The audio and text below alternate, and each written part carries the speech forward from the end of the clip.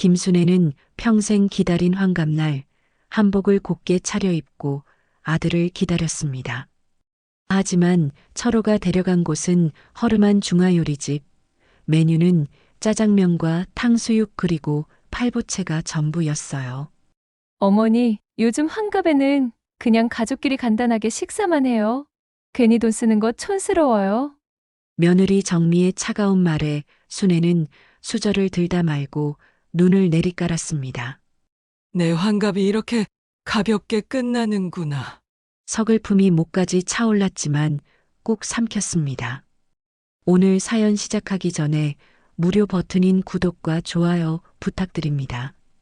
알림 설정도 해두시면 새로운 영상이 올라올 때마다 가장 먼저 만나보실 수 있습니다. 김순애는 오늘 아침부터 가슴이 두근거렸습니다. 60해를 살아오면서 맞이하게 된 환갑날이었거든요. 평생 남편과 아들을 위해 희생하며 살아왔는데 드디어 자신을 위한 특별한 날이 온 것 같았습니다. 새벽 5시부터 잠이 깨어 뒤척이다가 일어난 순애는 평소보다 일찍 세수를 하고 거울 앞에 앉았습니다. 주름진 얼굴을 바라보며 감회가 새로웠어요. 벌써 60이구나. 시간 참 빠르다. 혼자 중얼거리며 평소보다 정성스럽게 화장을 시작했습니다. 파우더를 발라가며 순애는 젊은 시절을 떠올렸습니다. 20살에 결혼해서 남편 뒷바라지하며 살았던 시간들, 아들 철호를 낳고 기저귀 빨고 이유식 만들어 먹이던 날들, 남편이 세상을 떠난 후 혼자서 철호를 키우느라 새벽부터 밤늦게까지 일했던 힘겨운 세월들이 주마등처럼 스쳐 지나갔어요. 오늘은 정말 특별한 날이 될 거야. 순애는 붉은 립스틱을 조심스럽게 발랐습니다. 평소에는 쓰지 않던 화장품이었는데 오늘만큼은 예쁘게 차려입고 싶었거든요. 그리고 장롱 깊숙이 보관해 두었던 연보라색 한복을 꺼내 입었습니다. 50세 생일에 남편이 맞춰준 한복이었는데 이런 특별한 날이 아니면 언제 입어보겠어요. 거울 앞에서 한복을 차려입은 자신의 모습을 보니 마치 새색시가 된 기분이었습니다. 비록 주름은 늘었지만 오늘만큼은 당당하고 아름다워 보였어요. 아들 철호가 전날 밤 전화를 걸어왔을 때 순애의 기대감은 하늘을 찔렀습니다. 엄마, 내일 정호의 환갑 축하하러 정미랑 같이 갈게요. 영희 이모도 부르세요. 가족끼리 모여서 맛있는 거 먹어요. 철호의 목소리에는 평소와 다른 다정함이 묻어 있었거든요. 전화를 끊고 난 후 순애는 잠을 이룰 수가 없었습니다. 아들이 뭘 준비했을까? 호텔 뷔페? 아니면 한정식집? 상상만으로도 가슴이 벅찼어요. 평생 자신을 위한 제대로 된 잔치 한번 해본 적이 없었거든요. 그날 밤부터 순애는 집안을 대청소했습니다. 처인구 주택가의 작은 집이지만 구석구석 정성을 들여 청소했어요. 마루를 걸레질하고 유리창을 닦고 화장실까지 깨끗하게 정리했습니다. 혹시나 해서 아들이 좋아하는 도라지나물과 고사리나물, 시금치나물을 정성스럽게 무쳤어요. 시장에서 백설기와 인절미도 사다 놨고요. 내 환갑이니까 분명 뭔가 특별한 걸 준비해 왔을 거야. 순애는 설레는 마음으로 시간을 보냈습니다. 벽시계를 쳐다보며 분침과 초침을 세어가면서 말이에요. 오전 11시쯤 되자 순애는 다시 한번 거울 앞에서 모습을 점검했습니다. 머리도 다시 빗어넘기고 립스틱도 다시 발랐어요. 완벽해 보였습니다. 정오가 되기 10분 전부터 순애는 현관 앞에서 서성거렸습니다. 가슴이 쿵쾅거리며 대문 쪽을 바라보았어요. 시계 바늘이 12시를 가리키자 정확히 차 소리가 들렸습니다. 순애는 가슴이 쿵쾅거리며 현관문을 열었어요. 철호와 며느리 정미가 손에 아무것도 들지 않은 채 나타났습니다. 순애는 속으로 아, 선물은 차 안에 두고 온 거구나라고 생각했어요. 어머니, 안녕하세요. 정미가 형식적으로 인사했습니다. 평소보다 더 차가운 목소리였어요. 환갑 축하드려요, 엄마. 철호가 어색하게 웃으며 말했습니다. 뒤이어 여동생 영희도 도착했습니다. 언니 환갑 축하해. 오늘 정말 예쁘다. 영희만큼은 진심으로 축하해주는 게 느껴졌어요. 모두가 모인 거실에서 철호가 입을 열었습니다. 엄마, 환갑 축하드려요. 오늘은 우리 가족끼리 맛있는 걸 먹으러 가죠. 순애는 가슴이 벅차올랐습니다. 역시 내 아들이야. 분명 좋은 곳으로 데려갈 거야. 마음속으로는 용인시내 유명한 한정식 집이나 호텔 뷔페를 그려보았어요. 한복까지 차려입은 보람이 있을 것 같았거든요. 모두 함께 철호의 차에 올라탔습니다. 순애는 뒷좌석에 앉으며 창밖 풍경을 바라보았어요. 차가 용인시내 중심가로 향하는 줄 알았는데 점점 외곽으로 빠지는 것 같았습니다. 철호야, 어디로 가는 거니? 순애가 조심스럽게 물었어요. 엄마, 곧 도착해요. 맛있는 곳이에요. 철호는 대답을 얼버무렸습니다. 차가 멈춘 곳은 처인구 끝자락에 있는 허름한 중화요리집이었습니다. 행운반점이라는 바랜 간판이 바람에 삐걱거리고 있었어요. 간판의 글자 몇 개는 떨어져 나가서 행운반만 보였습니다. 여기요? 순애의 목소리에는 감출 수 없는 당황스러움이 묻어났습니다. 한복을 입고 이런 곳에 들어간다는 게 믿어지지 않았거든요. 네, 여기 짜장면이 맛있다고 해서요. 동네에서 유명해요. 정미가 태연하게 대답했습니다. 마치 이게 당연한 일인 것처럼 말이에요. 식당 문을 열고 들어가는 순애의 얼굴은 점점 어두워졌습니다. 실내는 낡은 플라스틱 테이블과 의자들로 가득했고 벽에는 때 묻은 메뉴판이 붙어 있었어요. 에어컨 대신 선풍기가 돌아가고 있었고 바닥에는 기름때가 끼어 있었습니다. 순애는 한복을 입고 온 자신이 갑자기 우스꽝스럽게 느껴졌어요. 다른 손님들이 힐끔힐끔 쳐다보는 게 느껴졌거든요. 저 할머니 왜 한복 입고 여기 왔지? 하는 시선들이 따가웠습니다. 어서 앉으세요. 식당 사장이 낡은 수건으로 테이블을 대충 닦아주었습니다. 메뉴판을 펼쳐든 철호가 주문했습니다.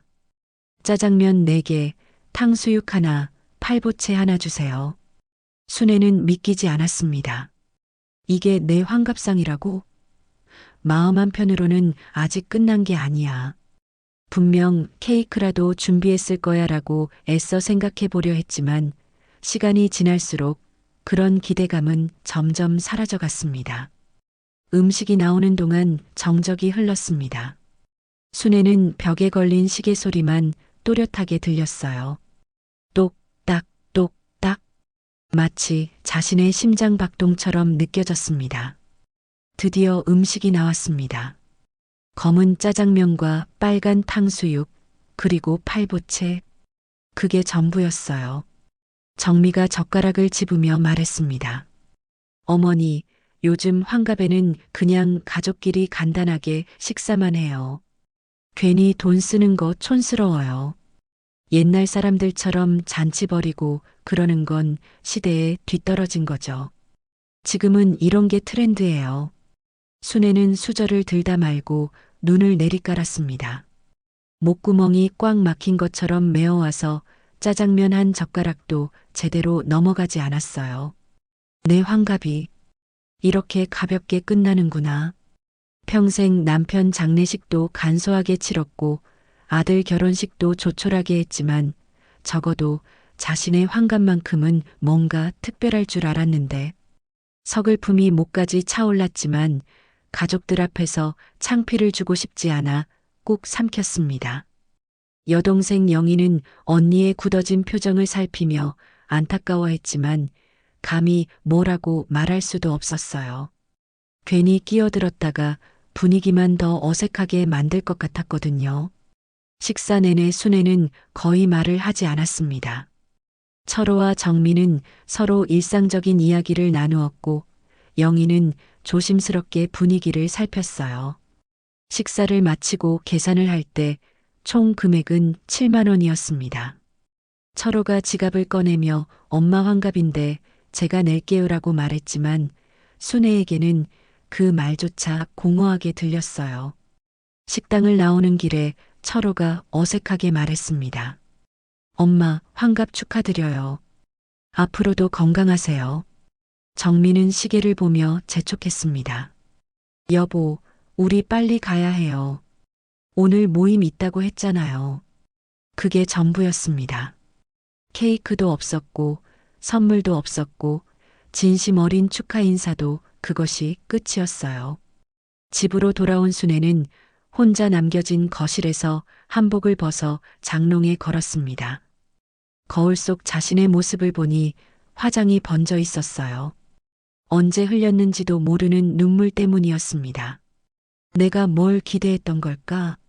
순애는 침대에 주저앉으며 중얼거렸습니다. 짜장면으로 환갑을 보내다니. 평생 아들을 위해 살아온 자신의 인생이 짜장면 한 그릇의 가치밖에 안 되는 것처럼 느껴졌습니다. 그날 밤 순애는 잠들 때까지 눈물을 흘렸어요. 환갑날 이후 한 달이 흘렀습니다. 순애는 그날의 충격에서 아직 완전히 벗어나지 못했어요. 처인구 시장에 있는 반찬 가게에서 파트타임으로 일을 하고 있었지만 일하는 동안에도 자꾸 그날 일이 떠올랐습니다. 순애 씨, 오늘 왜 이렇게 멍해 있어요? 반찬 가게 사장 김 여사가 걱정스럽게 물었어요. 혹시 어디 아픈 데라도 있어요? 아니에요. 괜찮아요. 순애는 억지로 웃으며 대답했지만 속마음은 전혀 괜찮지 않았습니다. 나무를 다듬으면서도 계속 생각에 잠겨 있었어요. 점심시간이 되자 순애는 잠시 쉬는 시간을 가졌습니다. 반찬 가게 뒤편 작은 휴게실에서 혼자 도시락을 먹으며 휴대폰을 꺼냈어요. 카카오톡을 열어 친구들과 주고받은 메시지를 확인해 보았습니다. 동네 아줌마들과의 대화방에서는 오늘도 일상적인 이야기들이 오가고 있었어요. 오늘 마트에서 사과 할인해요. 우리 딸이 또 임신했어요. 셋째예요. 이런 평범한 일상 이야기들이 순애에게는 부러워 보였습니다. 적어도 자식들이 소식을 전해주는 사람들이었거든요. 순애는 대화 목록을 위아래로 훑어보다가 며느리 정미의 이름을 발견했습니다. 평소에는 연락할 일이 거의 없어서 대화 내용도 별로 없었지만 오늘은 괜히 궁금해서 눌러보았어요. 대화창이 열리자 정미와 마지막으로 주고받은 메시지가 보였습니다. 어머니, 이번 추석엔 당일날은 회사 일 때문에 못 내려갈 것 같아요. 괜찮으시죠? 응, 그래 어쩔 수 없지. 이런 형식적인 인사가 전부였어요. 그냥 차가운 대화였습니다. 순애는 화면 위쪽에 작게 보이는 정미의 프로필 사진이 궁금해졌어요. 평소 정미가 어떤 사진을 프로필로 쓰는지 관심 있게 본 적이 없었거든요. 순애는 그 작은 사진을 손가락으로 눌러보았습니다. 화면이 바뀌면서 프로필 사진이 크게 확대되었습니다. 순간 순애의 눈앞이 아찔해졌어요. 휴대폰을 쥔 손이 덜덜 떨리기 시작했습니다. 이게 뭐야? 순애는 믿을 수 없다는 듯 눈을 비비고 다시 화면을 들여다보았어요. 화면 속 사진에는 푸른 바다가 펼쳐진 환상적인 풍경이 보였습니다. 야자수가 늘어선 하얀 모래사장과 투명한 바닷물, 그리고 그 앞에 세워진 고급스러운 리조트 건물들. 명백히 해외여행지였어요. 그런데 더 충격적인 건 그 사진 속 인물들이었습니다. 며느리 정미와 아들 철호, 그리고 정미의 부모님인 사돈 부부가 활짝 웃으며 찍은 단체 사진이었어요. 정미는 하얀 원피스를 입고 있었고 철호는 하와이안 셔츠를 입고 선글라스를 쓰고 있었습니다. 그런데 가장 눈에 띄는 건 정미의 어머니 박영자였어요. 사돈 어머니는 목에 굵직한 금목걸이를 걸고 있었어요. 그리고 손에는 꽃다발과 함께 환갑 축하드립니다라고 적힌 예쁜 카드를 들고 있었어요. 순애는 화면을 더 자세히 들여다보았습니다. 사진 아래쪽에는 베트남 다낭 인터컨티넨탈 리조트라는 글자가 보였어요. 그리고 날짜를 확인해 보니 2주 전이었습니다. 자신의 환갑보다 2주 뒤에 사돈 어머니 환갑이 있었던 거예요. 아, 아니야. 이럴 수가. 순애의 입에서는 신음 같은 소리가 흘러나왔습니다. 순애는 사진을 확대해서 더 자세히 보았어요. 사돈 어머니의 금목걸이는 두툼해 보였고 최소 몇백만 원은 될 것 같았습니다. 그리고 뒤로 보이는 리조트는 텔레비전에서나 봤던 최고급 호텔이었어요. 내 환갑은 짜장면. 그런데 저 사람 환갑은 금목걸이에 해외여행이라니. 순애의 목소리는 점점 떨려갔습니다. 휴게실 안에서 혼자 앉아있던 순애는 한동안 멍하니 화면을 바라보았어요. 머릿속이 하얗게 변했습니다. 지난 한 달간 느꼈던 서운함이 분노로 바뀌기 시작했어요. 2주 차이로 이렇게 다를 수가 있나? 순애는 기가 막혔습니다. 자신의 환갑과 사돈 어머니의 환갑이 고작 2주 차이였는데 대접이 이렇게 천지 차이일 수가 있을까요? 순애는 다시 휴대폰을 들고 사진을 바라보았습니다. 사돈 부부의 행복해 보이는 얼굴과 고급스러운 차림새가 대조적으로 느껴졌어요. 특히 사돈 어머니 박영자의 만족스러운 표정이 순애의 가슴을 더욱 아프게 했습니다. 저 사람은 사위와 딸한테 저런 대접을 받는구나. 순애는 쓸쓸하게 중얼거렸어요. 나는 친아들한테도 이런 대접인데. 순애의 눈에서 눈물이 주르륵 흘러내렸습니다. 휴대폰 화면이 눈물 때문에 흐릿해 보였어요. 손으로 눈물을 닦아내고 다시 사진을 보니 더욱 참담했습니다. 순애는 사진 속 배경을 더 자세히 살펴보았어요. 리조트 풀장 옆에서 찍은 사진 같았는데 뒤로 보이는 건물들이 정말 웅장했습니다. 야자수들이 늘어선 정원과 파란 하늘, 그리고 끝없이 펼쳐진 바다. 꿈에서나 볼 법한 풍경이었어요. 내가 뭘 잘못했길래. 순애는 흐느끼기 시작했습니다. 평생 아들 하나만 바라보고 살았는데 이게 내가 받을 대접이야? 순애는 휴게실에서 일어나 화장실로 향했어요. 거울에 비친 자신의 모습을 보니 눈이 빨갛게 부어 있었습니다. 찬물로 얼굴을 씻으며 마음을 가다듬으려 했지만 쉽지 않았어요. 순애 씨, 괜찮아요? 화장실 밖에서 김 여사가 걱정스럽게 물었습니다. 네, 괜찮아요. 순애는 억지로 대답했지만 목소리가 떨리고 있었어요. 오후 근무 시간에도 순애는 집중할 수 없었습니다. 손님들이 반찬을 고르는 동안에도 자꾸 그 사진이 떠올랐어요. 특히 아들 철호가 활짝 웃고 있는 모습이 더욱 가슴 아팠습니다. 자신의 환갑날에는 그런 진심 어린 웃음을 보여준 적이 없었거든요. 아들아, 너는 도대체 나를 뭘로 보는 거니? 순애는 속으로 소리쳤습니다. 내가 기른 아들이 이럴 수 있어? 순애는 철호의 표정을 자세히 떠올려 보았습니다. 선글라스를 쓰고 있었지만 입가의 웃음은 정말 행복해 보였어요. 사돈 부모님과 함께 있을 때는 저렇게 기뻐하는구나 싶어 더욱 서러웠습니다. 베트남 여행이라. 순애는 사진 속 배경을 다시 한번 생각해 보았습니다. 저런 곳에서 저런 대접을 받으며 환갑을 보내다니. 순애의 머릿속에는 자신의 환갑날이 다시 떠올랐어요.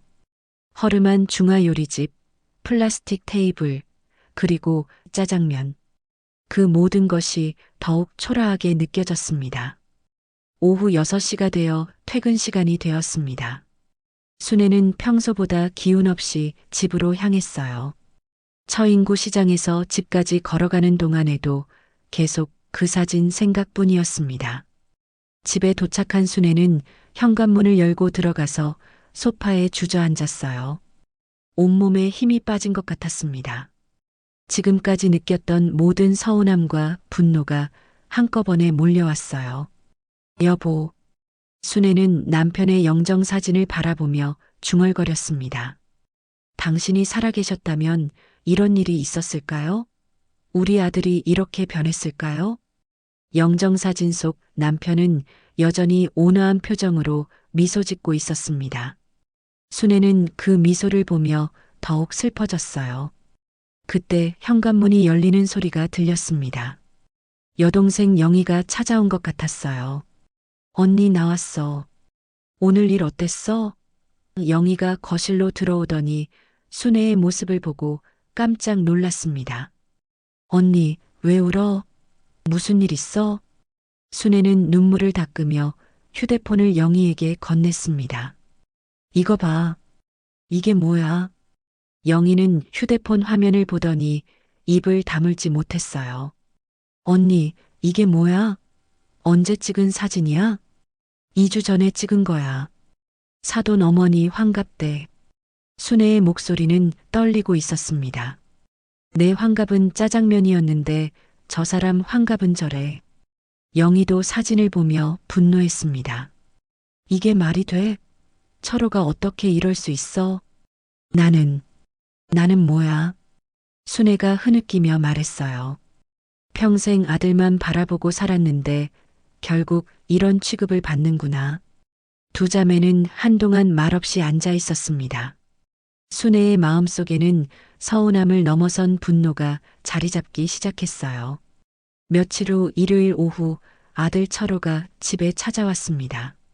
순애는 그동안 마음속에 쌓인 분노를 참고 있었지만 아들의 얼굴을 보자 더 이상 참을 수가 없었어요. 철호야, 앉아. 순애는 평소보다 차가운 목소리로 말했습니다. 철호는 어머니의 표정이 심상치 않다는 걸 눈치챘어요. 엄마, 무슨 일 있어요? 순애는 휴대폰을 꺼내 정미의 프로필 사진을 보여주었습니다. 이게 뭐야? 철호는 화면을 보자 얼굴이 하얗게 질렸어요. 엄마, 이건 내 장모 환갑생일엔 금목걸이에 해외여행까지 챙겼다며? 순애의 목소리는 점점 커져갔습니다. 내 환갑은 짜장면으로 때우고. 철호는 당황하며 눈을 피했어요. 엄마, 그건 체면상 어쩔 수 없었어요. 체면상? 순애는 기가 막혔습니다. 나한테는 체면이 없고 장모한테만 체면이 있는 거야? 그때 며느리 정미가 화장실에서 나와 거실로 들어왔어요. 순애와 철호의 대화를 듣고 상황을 파악한 정미는 뻔뻔하게 팔짱을 끼며 말했습니다. 어머니, 솔직히 말씀드리면 시댁보단 친정이 중요해요. 정미의 목소리에는 거리낌이 없었어요. 저희 친정은 잘 살잖아요. 그 정도는 해야 돼요. 체면이 있잖아요. 순애는 정미의 말을 듣고 충격을 받았습니다. 뭐라고? 친정이 중요하다고? 네, 맞아요. 정미는 당당하게 대답했어요. 저희 아버지는 회사 임원이시고 어머니는 부동산을 하세요. 주변에 아는 사람들도 많고요. 그런 분들 앞에서 초라하게 보일 수는 없잖아요. 철호는 아내의 말에 고개를 끄덕였어요. 엄마, 정미 말이 맞아요. 장인어른, 장모님한테 잘 보여야 나중에 우리가 도움받을 일도 있고. 순애는 아들의 말을 듣고 더욱 분노했습니다. 도움받을 일? 그럼 나는 너희한테 도움이 안 된다는 거야? 그런 게 아니라. 철호는 말꼬리를 흐렸어요. 정미가 다시 입을 열었습니다. 어머니, 현실적으로 생각해 보세요. 저희가 앞으로 살아갈 때 누구한테 의지해야 할까요? 어머니는 연금도 많지 않으시고 저축도 별로 없잖아요. 하지만 저희 친정은 다르거든요. 순애의 눈에 눈물이 차올랐어요. 그래, 나는 가난하지. 너희한테 줄 게 없어. 그렇다고 해서 이렇게 무시당해야 하는 거야? 무시하는 게 아니에요. 정미는 시치미를 뗐습니다. 그냥 현실을 말하는 거예요. 요즘 세상이 어떤 세상인데요? 다 돈이에요, 돈. 철호도 아내 편을 들었어요. 엄마, 우리도 살기 힘들어요. 애들 학원비, 대출 이자. 정말 빠듯하게 살고 있다고요. 순애는 아들의 말을 듣고 황당했습니다. 빠듯하게 산다면서 베트남 여행은 어떻게 갔어? 금목걸이는 어떻게 샀고? 정미가 대답했어요.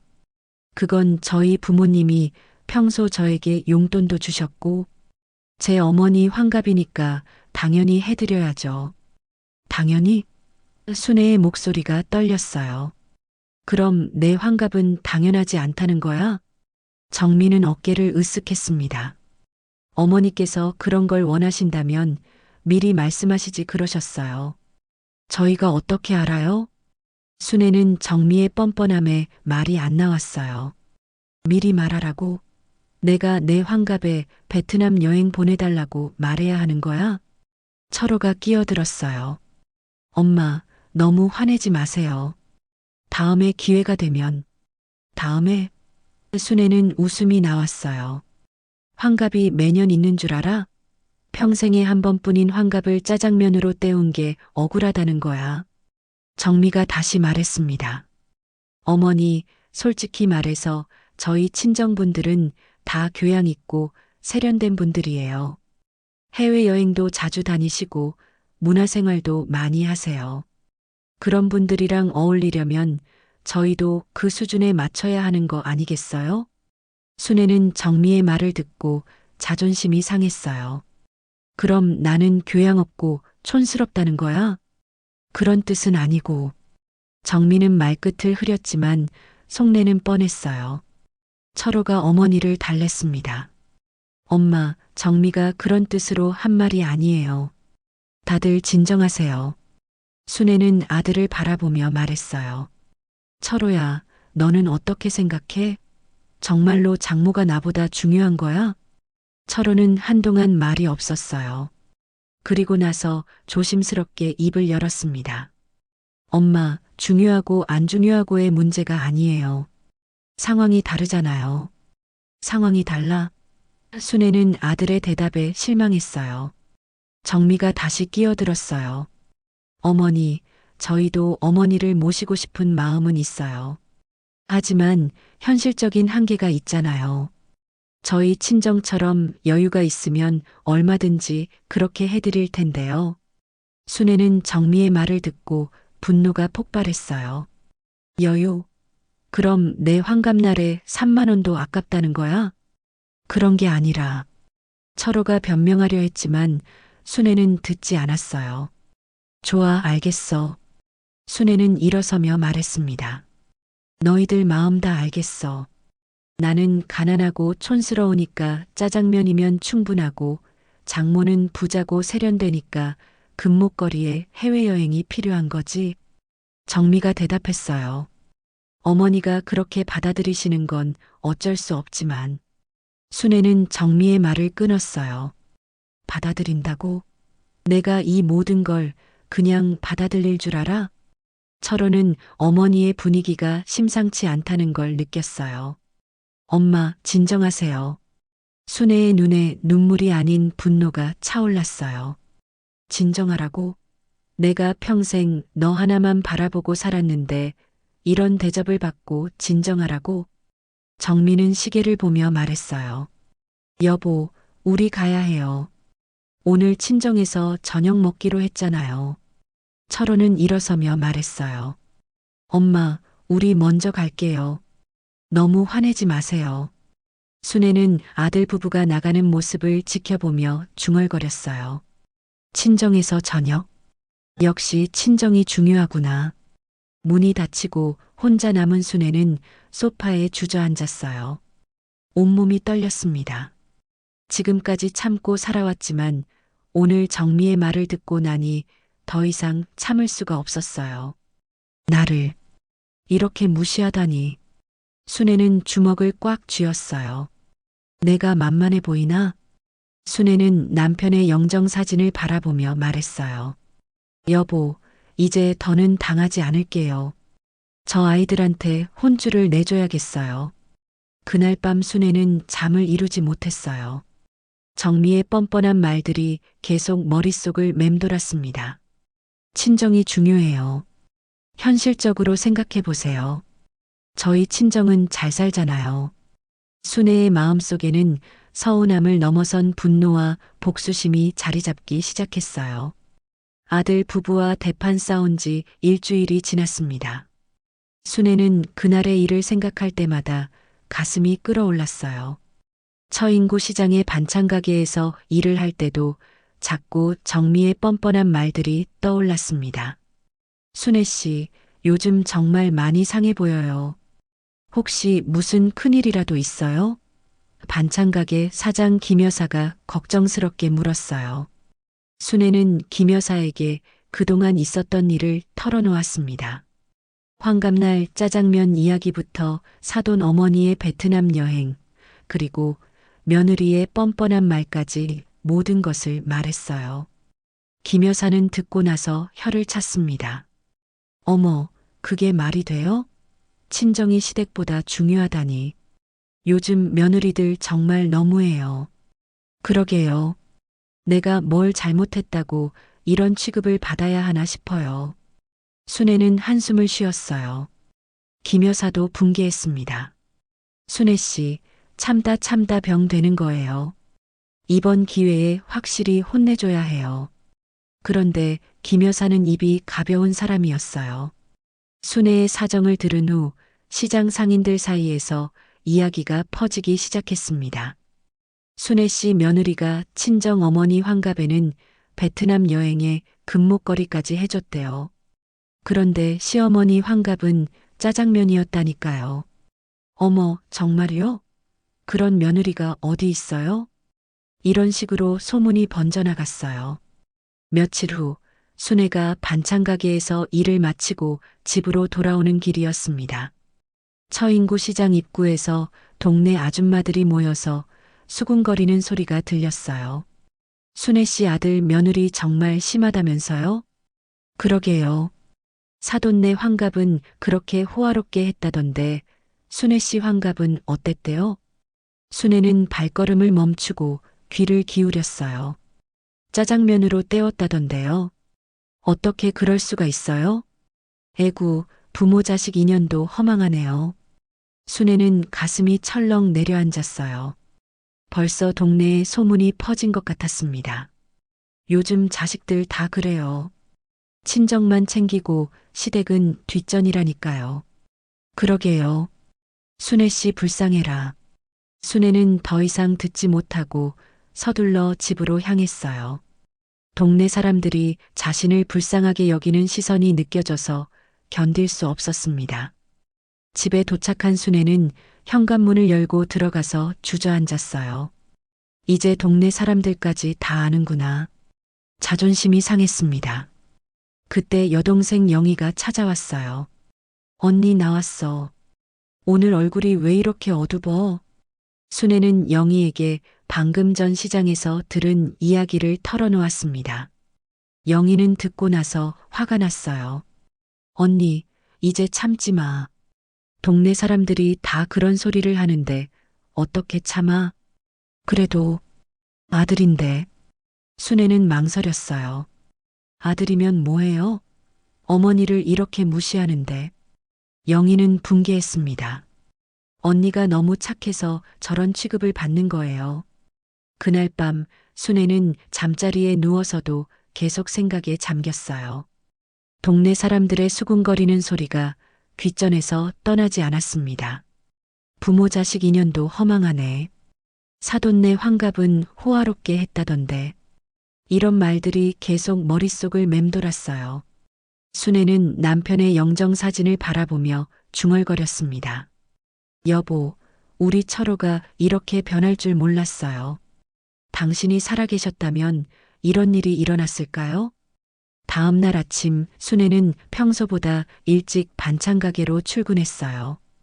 일을 하며 마음을 달래려 했지만 쉽지 않았습니다.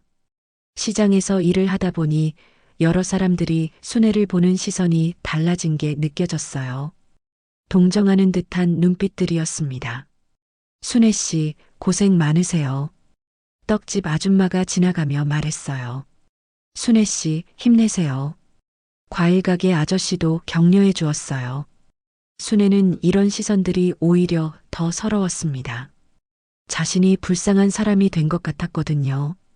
점심시간에 휴게실에서 도시락을 먹고 있는데 김 여사가 들어왔어요. 순애 씨, 미안해요. 제가 입이 너무 가벼웠나 봐요. 김 여사가 미안해 했어요. 아니에요. 어차피 숨길 수도 없는 일이었어요. 순애는 쓸쓸하게 말했어요.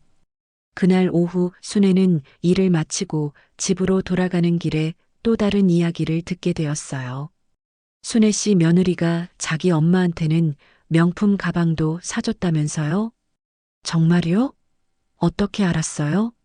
정미 엄마가 부동산 사무소에서 자랑했대요. 딸이 루이비통 가방 사줬다고. 순애는 발걸음을 멈췄어요. 정미의 어머니 박영자가 부동산 사무소에서 자랑을 했다는 거였어요. 몇백만 원짜리래요. 그런데 시어머니한테는 짜장면이라니. 정말 어이없어요. 순애는 충격을 받았습니다. 베트남 여행에 금목걸이도 모자라서 루이비통 가방까지 선물했다는 거였어요. 게다가 사돈 어머니가 그걸 자랑까지 하고 다닌다니요. 순애는 더 이상 참을 수 없었어요. 집으로 급히 돌아가서 휴대폰을 꺼냈습니다. 아들 철호에게 전화를 걸었어요. 여보세요, 엄마. 철호야, 당장 집에 와. 정미랑 같이. 엄마, 무슨 일이에요? 저 지금 회사에. 당장 와.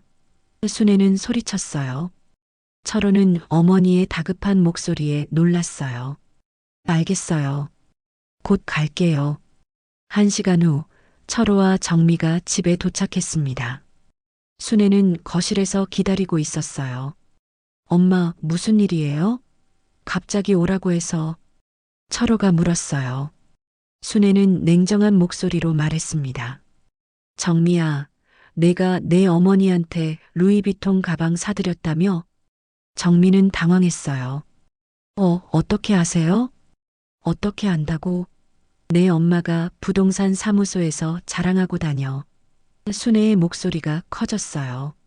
철호가 끼어들었어요. 엄마, 진정하세요. 진정해? 순애는 웃음이 나왔어요. 베트남 여행에 금목걸이, 그리고 루이비통 가방까지. 그런데 나한테는 짜장면 한 그릇. 정미가 변명했어요. 어머니, 그건 뭐?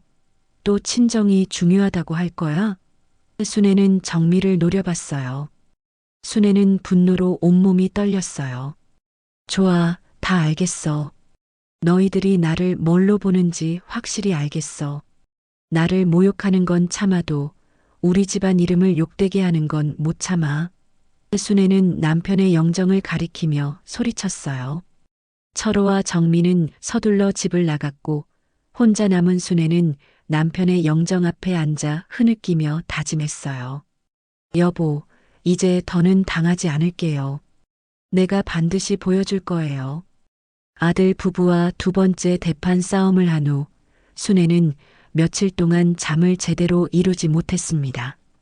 분노와 서러움이 뒤섞여서 가슴이 답답했어요.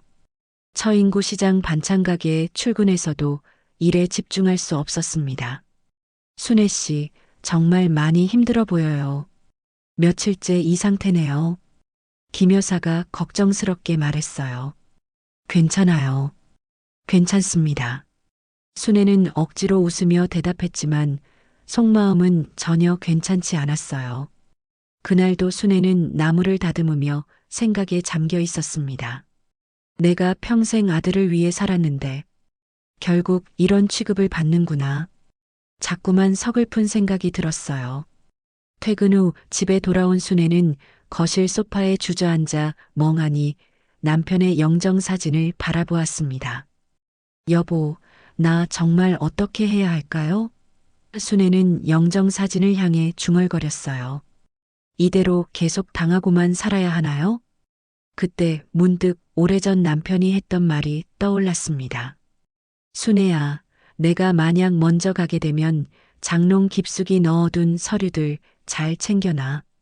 언젠가는 쓸 일이 있을 거야. 순애는 벌떡 일어났어요. 맞다, 서류들. 순애는 안방으로 가서 오래된 장롱을 열었습니다. 제일 아래 서랍 깊숙한 곳에 낡은 봉투가 하나 있었어요. 먼지가 쌓여서 언제 마지막으로 만져봤는지도 기억나지 않았습니다. 봉투를 꺼내서 조심스럽게 열어보니 토지대장과 등기부등본이 들어 있었어요. 처인구 원산면에 있는 땅 문서였습니다. 이 땅, 순애는 서류를 들여다보며 기억을 더듬어 보았어요. 남편이 살아있을 때 장인어른으로부터 물려받은 땅이었습니다. 처인구 원산면 산골짜기에 있는 임야였는데 교통도 불편하고 개발 가능성도 없어서 그동안 애물단지나 다름없었어요. 여보가 맨날 이 땅 때문에 고민했었지. 순애는 쓴웃음을 지었어요.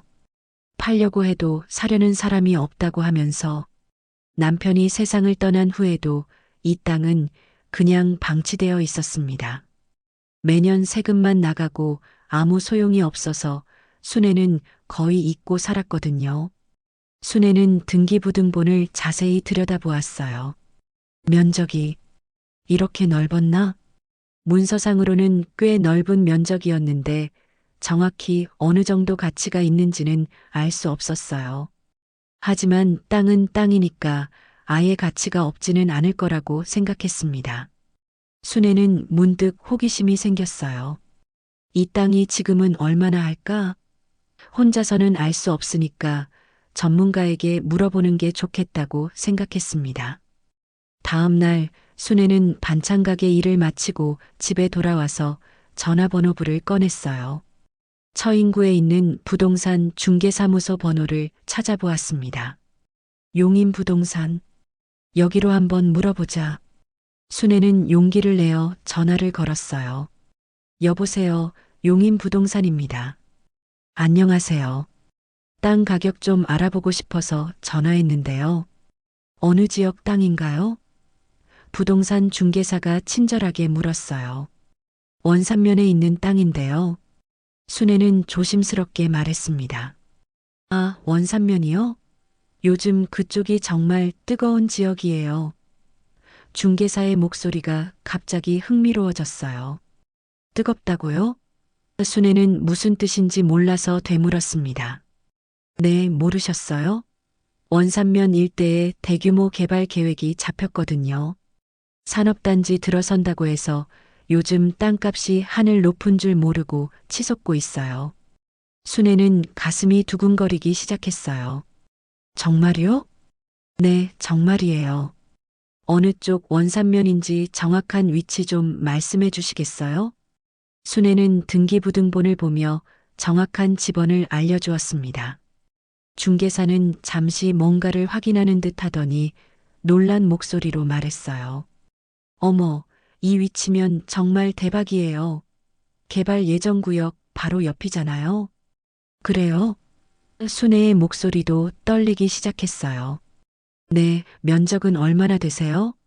순애는 서류를 다시 확인하며 면적을 알려주었어요. 어머나, 중개사는 한동안 말이 없었어요. 고객님, 이거 정말 큰 땅이네요. 이 면적에 이 위치면 얼마 정도 될까요? 순애는 조심스럽게 물었어요. 정확한 감정평가를 받아봐야 정확히 알 수 있지만 요즘 그 근처 시세를 보면 최소 몇억 원은 될 것 같은데요. 순애는 핸드폰을 떨어뜨릴 뻔했어요. 몇억이요?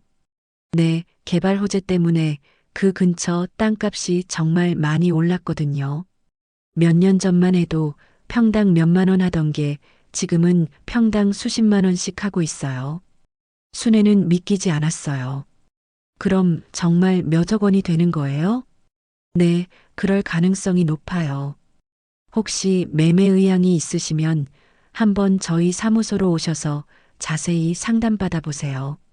네, 고맙습니다. 순애는 떨리는 목소리로 대답했어요. 전화를 끊고 나서 순애는 한동안 멍하니 앉아 있었어요. 평생 애물단지였던 땅이 몇억 원의 가치를 가지게 되었다니 도저히 믿기지 않았습니다. 여보, 순애는 남편의 영정사진을 바라보며 중얼거렸어요. 당신이 남겨준 이 땅이 이렇게 될 줄 몰랐어요. 순애는 등기부등본을 다시 한번 자세히 보았어요. 그동안 매년 세금만 내고 방치해 두었던 땅이 이렇게 큰 재산이 될 줄이야. 여보, 당신이 살아계실 때 이 땅 때문에 고민 많았는데. 순애는 눈물을 흘리며 말했어요. 이제야 빛을 보는구나. 순애의 마음속에 변화가 일어나기 시작했어요. 지금까지는 아들에게 기대어 살았지만 이제는 다를 것 같았습니다. 내가 이렇게 큰 재산을 가지고 있었구나. 순애는 서류를 가슴에 꼭 안았어요. 그러면서 문득 생각이 들었습니다. 이 땅을 팔면 정말 큰 돈이 될 것 같았어요. 그동안 아들 부부에게서 받은 서운함과 모욕감을 생각하니 마음속에서 다른 생각이 올라왔습니다. 이 재산을 정말 철호에게 줘야 할까? 순애는 혼잣말을 중얼거렸어요. 평생 아들만을 위해 살아왔지만 받은 건 짜장면 한 그릇뿐이었어요. 반면에 며느리는 친정 부모에게는 베트남 여행에 금목걸이, 루이비통 가방까지 사주었습니다. 더 이상 자식에게 기대지 않아. 순애의 목소리에는 단단한 결의가 담겨 있었어요. 내 삶은 내가 지켜야겠어. 순애는 서류를 다시 봉투에 넣어 장롱 깊숙이 보관했습니다.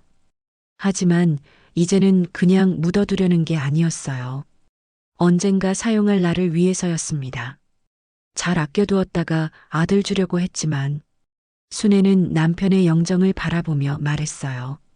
이제 생각이 바뀌었어요. 그날 밤 순애는 오랜만에 깊은 잠에 들었어요. 마음속에 희망이라는 게 생긴 것 같았습니다. 더 이상 아들 부부의 눈치를 보며 살 필요가 없을 것 같았거든요. 내 인생, 이제 내가 주인이 되어야지. 순애는 잠들기 전 마지막으로 중얼거렸어요. 순애는 자신이 몇억 원의 땅을 소유하고 있다는 사실을 안으로 며칠 동안 깊은 고민에 잠겼습니다. 처인구 시장 반찬 가게에서 일을 하면서도 자꾸만 그 생각만 났어요. 순애 씨, 요즘 표정이 많이 밝아졌네요. 무슨 좋은 일이라도 있었어요? 김 여사가 궁금해했어요. 아, 그냥 마음가짐을 좀 바꿨어요. 순애는 애매하게 대답했습니다. 아직 아무에게도 땅 이야기를 할 수는 없었거든요. 퇴근 후 집에 돌아온 순애는 장롱에서 땅 문서를 다시 꺼내 보았어요. 볼 때마다 신기했습니다. 이 종이 한 장이 자신의 인생을 완전히 바꿀 수 있다니요. 여보, 이 땅을 어떻게 해야 할까요? 순애는 남편의 영정사진에게 물어보았어요. 평생 철호만 생각하고 살았는데 그동안 순애의 인생은 단순했습니다. 남편을 뒷바라지하고 아들을 키우고 나중에 아들에게 모든 걸 물려주는 것. 그게 전부였어요. 자신을 위한 시간이나 계획 같은 건 생각해 본 적이 없었습니다. 하지만 지난 몇 달간 겪은 일들이 순애의 생각을 바꿔놓았어요. 환갑날 짜장면, 사돈 어머니의 베트남 여행과 금목걸이, 루이비통 가방, 그리고 며느리의 뻔뻔한 말들. 친정이 시댁보다 중요해요. 정미의 말이 다시 떠올랐습니다. 순애는 깊은 한숨을 쉬었어요. 내가 평생 뭘 한 거지? 아들을 위해서만 살았는데 결국 이런 취급을 받다니. 며칠 후 여동생 영희가 찾아왔어요. 언니, 요즘 표정이 좀 달라 보여. 무슨 일 있어? 순애는 망설이다가 영희에게 땅 이야기를 털어놓았습니다. 영희는 듣고 나서 깜짝 놀랐어요. 언니, 정말 몇억 원이라고? 영희의 눈이 동그래졌습니다. 응, 부동산 중개사가 그러더라. 순애는 서류를 보여주었어요. 영희는 서류를 보며 감탄했어요. 언니, 이제 부자네. 철호가 알면 얼마나 좋아할까? 그런데 순애의 반응은 달랐어요. 영희야, 나 이 땅 철호한테 안 줄 거야. 뭐? 영희는 놀랐어요. 왜? 철호는 언니 아들인데. 순애는 그동안 쌓인 마음을 털어놓았어요. 영희야, 내가 그동안 얼마나 바보같이 살았는지 알겠어. 아들만 위해서 살았는데 받은 건 뭐야? 환갑에 짜장면 한 그릇이야. 영희는 언니의 말을 듣고 고개를 끄덕였어요. 맞아, 언니. 철호 부부가 너무했어. 그리고 내가 깨달은 게 있어. 순애의 목소리에 힘이 들어갔어요. 평생 내 곁에서 나를 챙겨준 건 피 한 방울 섞이지 않은 사돈도 아니고 아들 부부도 아니었어. 오직 너뿐이야, 영희야. 영희는 눈물이 글썽해졌어요. 언니, 넌 남편 잃고 혼자서 준호 키우느라 얼마나 고생했는데. 그런 와중에도 늘 나를 챙겨줬잖아. 순애는 영희의 손을 잡았어요. 정말 그랬습니다. 영희는 결혼 3년 만에 남편을 교통사고로 잃었어요. 그 후로 싱글맘으로 아들 준호를 키우면서도 언니 순애를 늘 챙겨왔습니다. 남편이 세상을 떠났을 때도 순애가 힘들어할 때마다 항상 곁에 있어 주었어요. 영희야, 넌 나한테 뭘 바란 적도 없잖아. 준호 키우느라 바쁜데도 그냥 언니가 잘 살기만을 바랐지. 순애는 울먹였어요. 영희도 눈물을 훔쳤어요. 언니, 당연한 거야. 우리는 자매잖아. 그리고 언니도 준호 많이 아껴줬잖아. 그래, 영희야. 피는 물보다 진하다고 했는데 정작 핏줄인 아들은 나를 이렇게 대하고. 순애는 씁쓸하게 웃었어요. 그날 밤 순애는 밤새도록 고민했습니다. 정말로 이 땅을 아들에게 주지 말아야 할까요? 아무리 서운해도 철호는 자신의 아들인데. 순애는 남편의 영정사진 앞에 앉아 중얼거렸어요. 여보, 내가 너무 이기적인 걸까요? 하지만 나도 사람이에요. 이렇게 무시당하고 살 수는 없어요. 다음 날 아침 순애는 결심을 굳혔습니다. 더 이상 아들에게 기대하지 않기로 한 거예요. 내 재산은 더 이상 불효한 아들과 며느리에게 줄 수 없어. 순애의 목소리는 단단했어요. 그날 오후 순애는 용인부동산 중개사무소를 직접 방문했습니다. 정확한 땅값을 알아보기 위해서였어요. 어머니, 어서 오세요. 전화로 말씀하셨던 분이시죠? 중개사가 반갑게 맞아주었어요. 네, 맞아요. 정확한 시세를 알고 싶어서 왔어요. 순애는 서류를 내밀었습니다. 중개사는 서류를 자세히 보더니 감탄했어요. 정말 좋은 땅을 가지고 계시네요. 요즘 이런 땅 구하기 어려워요. 정확히 얼마 정도 할까요? 정밀한 감정평가를 받아봐야 정확하지만 현재 시세로는 최소 8억에서 10억 사이일 것 같아요. 중개사가 말했어요. 순애는 가슴이 뛰었어요. 정말 큰 돈이었습니다. 매매 의향이 있으시면 곧바로 매수자를 찾을 수 있어요. 요즘 이런 땅 찾는 사람들이 많거든요. 중개사가 덧붙였어요. 좀 더 생각해보고 연락드릴게요. 순애는 서류를 챙기며 일어났어요.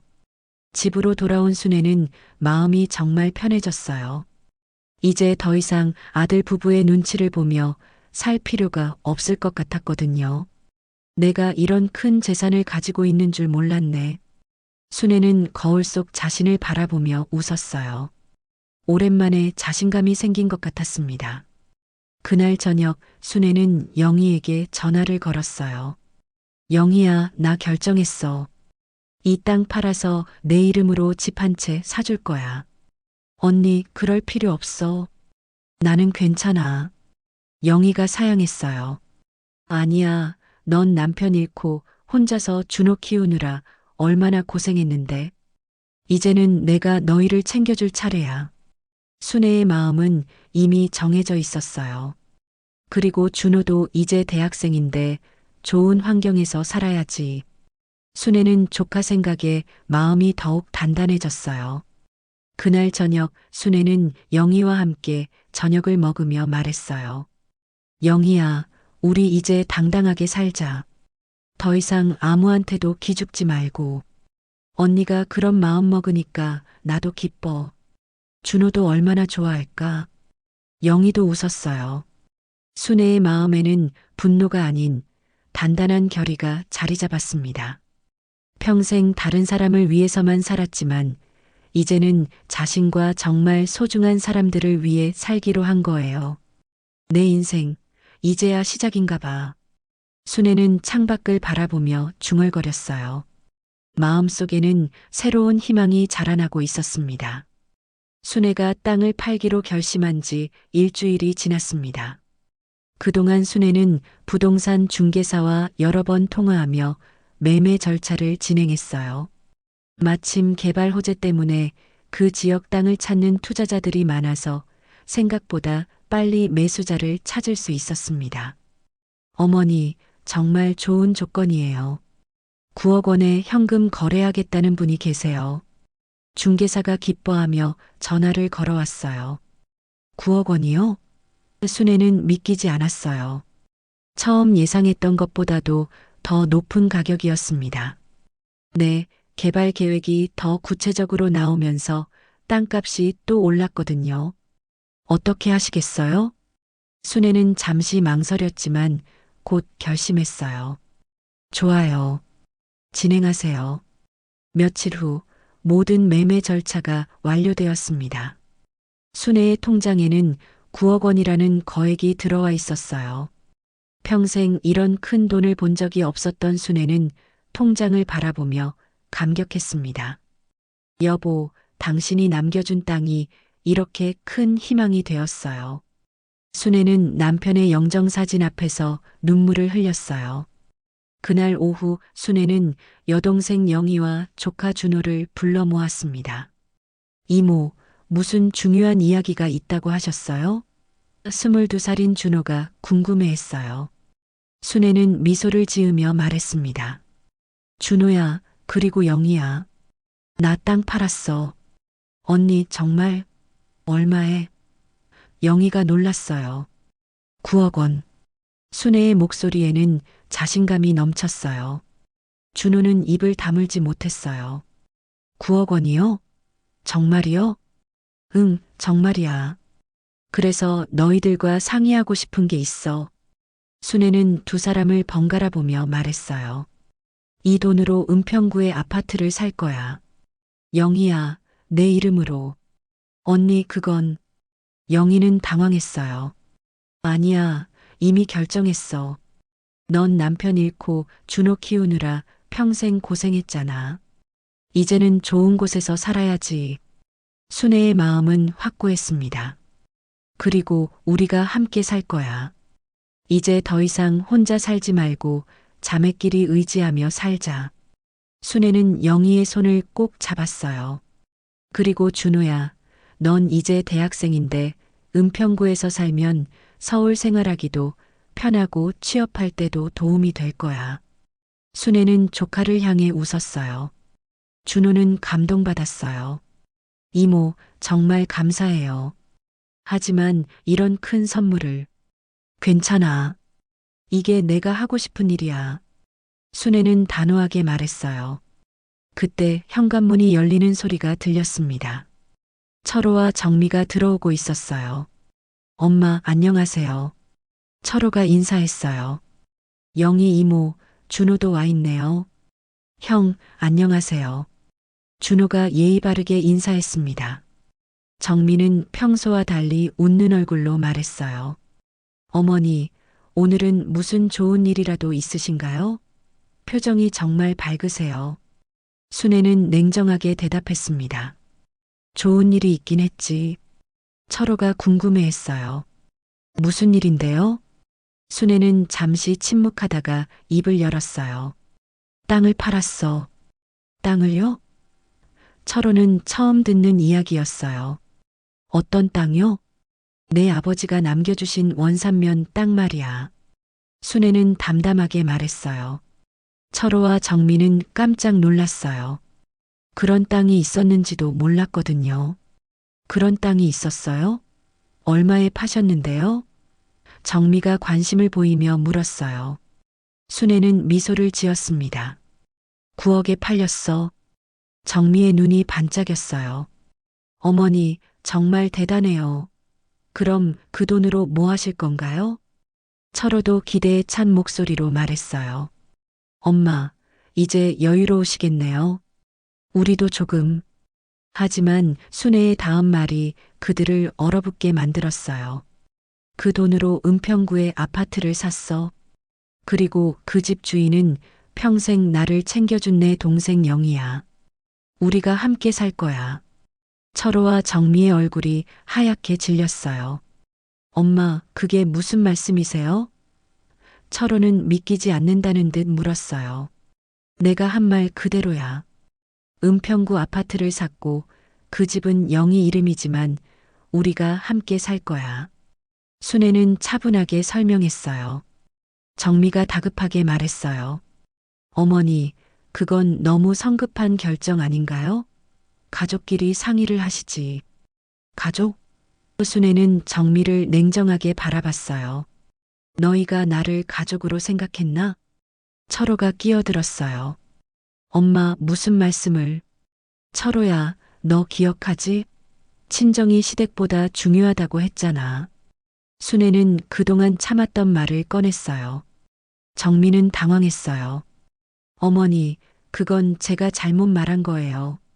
잘못 말한 게 아니라 속마음이었잖아. 그래서 내 환갑은 짜장면이고 내 엄마 환갑은 베트남 여행의 금목걸이, 루이비통 가방이었던 거지. 순애의 목소리에는 분노가 담겨 있었어요.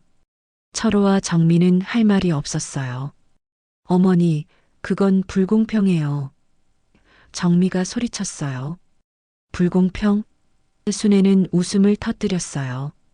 불효한 너희가 그런 말할 자격이 있니? 철호가 다시 시도해봤어요. 엄마, 우리가 잘못했어요. 다시 생각해보세요. 이미 늦었어.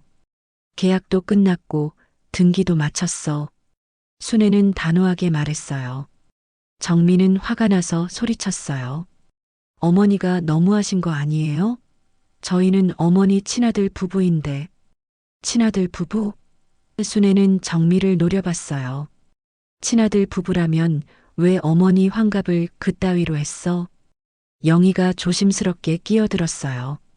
철호야, 너희가 너무했어. 언니가 얼마나 상처받았는지 알아? 준호도 고개를 끄덕였어요. 형, 이모가 정말 많이 서러워하셨어요. 철호는 마지막으로 애원했어요. 엄마, 제발 다시 한 번만 생각해 봐 주세요. 하지만 순애의 마음은 이미 굳어져 있었어요. 안 돼. 이미 결정된 일이야. 정미는 화가 나서 일어났어요. 그럼 저희는 뭐가 되는 거예요? 순애는 냉정하게 대답했어요. 너희들은 친정에 기대면 되잖아. 베트남 여행도 보내드리고 금목걸이에 루이비통 가방도 사다 바친 그 잘 사는 친정 말이야. 철호와 정미는 아무 말도 하지 못하고 집을 나갔어요. 혼자 남은 순애는 영희와 준호를 바라보며 웃었어요. 이제야 진짜 내 가족과 함께 새로운 시작을 할 수 있겠어. 영희는 감격해서 눈물을 흘렸어요. 언니 정말 고마워. 우리가 고맙지 뭐. 이제부터는 서로 의지하며 행복하게 살자.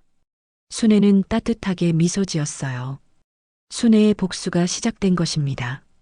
순애가 은평구 아파트 매매 계약을 체결한 지 한 달이 지났습니다. 그동안 아들 철호와 며느리 정미로부터는 연락이 전혀 없었어요. 순애는 오히려 마음이 편했습니다. 더 이상 눈치 보며 살 필요가 없었거든요. 언니, 새 아파트 정말 좋다. 방도 넓고 전망도 멋져. 영희가 이삿짐을 정리하며 감탄했어요. 순애는 활짝 웃으며 대답했습니다. 그러게, 우리가 이런 좋은 곳에서 살 줄 몰랐지. 은평구의 새 아파트는 정말 훌륭했어요. 넓은 거실과 깨끗한 방들, 그리고 북한산이 내려다 보이는 전망까지. 평생 작은 집에서만 살았던 순애에게는 꿈만 같았습니다. 이모, 정말 감사해요. 덕분에 대학교 다니기도 훨씬 편해졌어요. 조카 준호가 진심으로 고마워했어요. 뭘 가족끼리 당연한 거지. 순애는 준호의 머리를 쓰다듬었어요. 그런데 며칠 후 순애에게 예상치 못한 전화가 걸려왔습니다. 철호였어요. 엄마, 저예요. 잘 지내세요? 철호의 목소리는 평소와 달리 기운이 없었어요. 그럭저럭 지내고 있어. 너는 뭔 일이야? 순애는 냉정하게 대답했어요. 엄마, 사실 좀 어려운 일이 생겨서 혹시 만나서 이야기할 수 있을까요? 순애는 잠시 망설였지만 호기심이 생겼어요. 무슨 일인데? 전화로는 직접 만나서 말씀드리고 싶어요. 그럼 우리 새 집으로 와. 은평구 아파트야. 철호는 주소를 받아 적고 전화를 끊었어요.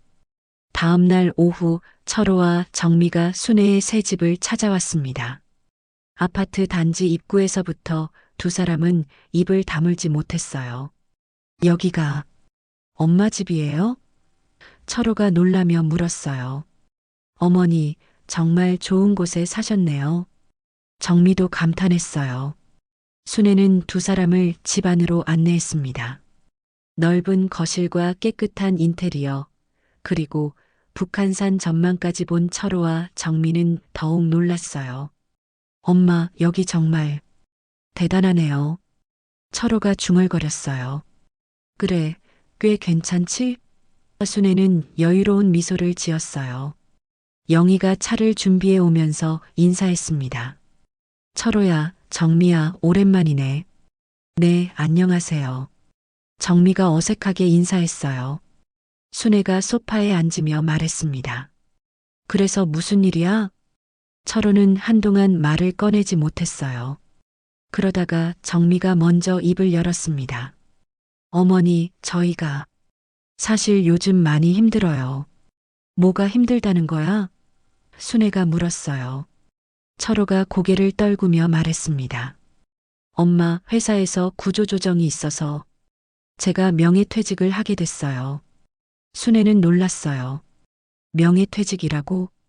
네, 퇴직금은 받았지만 취업이 쉽지 않네요. 나이도 있고 해서. 철호의 목소리는 점점 작아졌어요. 정미가 덧붙였습니다. 그리고 학원도 코로나 때문에 힘들어져서 문을 닫게 됐어요. 학원을 닫았다고? 순애는 더욱 놀랐어요. 네, 원생들이 많이 줄어서 더 이상 버틸 수가 없었어요. 정미는 눈물을 글썽였어요.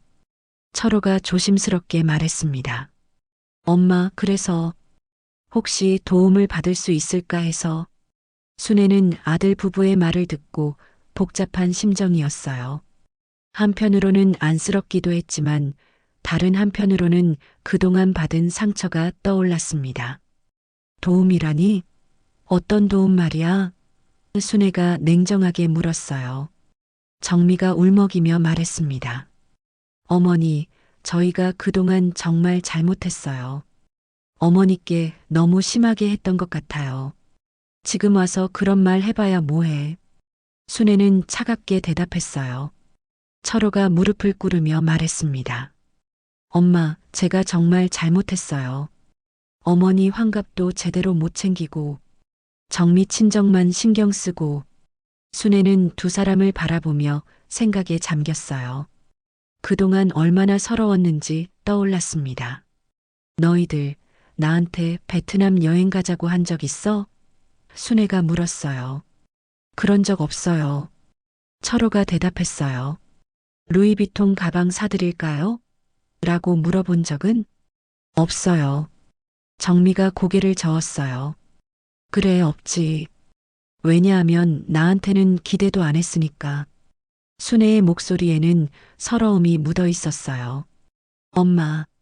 철호가 말을 잇지 못했어요. 순애가 일어서며 말했습니다. 너희들은 나를 당연하게 생각했어. 아무것도 안 해줘도 되는 사람으로 여겼고. 어머니, 정말 죄송해요. 이제라도 저희가 잘할게요. 정미가 애원했어요. 그때 영희가 조용히 말했습니다. 철호야, 너희들이 언니를 얼마나 아프게 했는지 알아? 환갑날 밤에 언니가 얼마나 울었는지 봤어? 준호도 고개를 끄덕였습니다. 형, 이모가 정말 많이 상처받으셨어요. 철호와 정민은 더 이상 할 말이 없었어요. 순애가 창밖 북한산을 바라보며 말했습니다. 너희들 때문에 내가 깨달은 게 있어. 혈연이라고 해서 다 가족이 아니라는 것. 진짜 가족은 서로를 아끼고 챙기는 사람들이야. 순애는 영희를 바라보며 미소 지었어요. 영희는 평생 나를 챙겨줬어. 준호도 마찬가지고. 엄마, 그럼 저희는? 철호가 떨리는 목소리로 물었어요. 순애는 단호하게 대답했습니다. 너희들은 이제 진짜 어른이 됐으니까 스스로 해결해봐. 나도 이제 내 인생을 살 거야. 지금 깨달아도 늦었어. 순애는 단호했어요. 철호와 정민은 결국 빈손으로 돌아갔어요. 그들의 뒷모습을 바라보며 순애는 속으로 중얼거렸습니다. 짜장면 환갑이 내 인생을 바꿔놨구나. 몇 달 후 순애는 은평구 아파트에서 영희, 준호와 함께 행복하게 살고 있었어요. 시장 일도 그만두고 여유로운 노후를 즐기고 있었습니다. 언니, 오늘 날씨 좋으니까 북한산 둘레길 산책할까? 영희가 제안했어요. 좋아, 준호도 같이 가자. 순애는 활짝 웃었어요. 창밖으로 북한산의 푸른 모습이 펼쳐져 보였습니다. 순애는 속으로 움츠렸어요. 이제야 진짜 내 삶이 시작되는 것 같아. 그리고 멀리서 아들 부부가 어떻게 지내는지는 더 이상 궁금하지도 않았어요. 순애에게는 이제 진정한 가족이 있었으니까요. 여보, 우리 잘 살고 있어요. 순애는 마음속으로 남편에게 말했어요. 당신이 남겨준 땅 덕분에 새로운 인생을 시작할 수 있었어요. 아들 부부는 끝내 체면도 재산도 잃고 쓸쓸히 고개 숙였지만 순애의 새로운 삶이 정말로 시작된 것입니다. 오늘 사연 들어주셔서 감사합니다. 구독과 좋아요는 큰 힘이 됩니다.